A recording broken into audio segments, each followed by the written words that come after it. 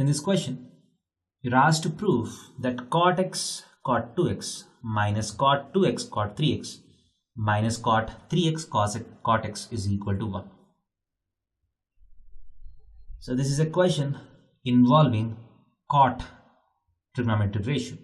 So whenever you have questions based on tan or cot, obviously you cannot use transformation formulas. So what you usually start with is some relation between the angles asked.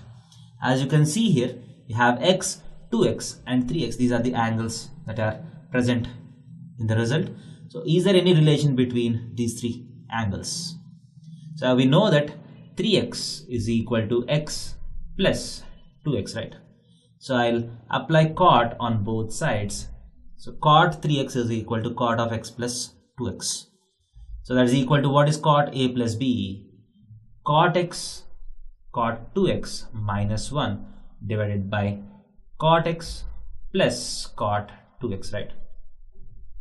So cot 3x is equal to this minus this by this. So you can cross multiply this. So you get cot x cot 3x plus cot 2x cot 3x is equal to cot x cot 2x minus 1.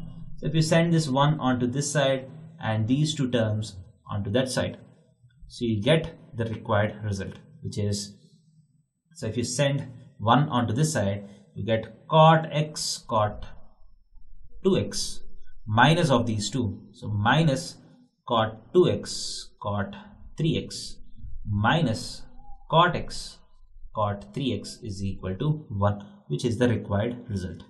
Hence proved.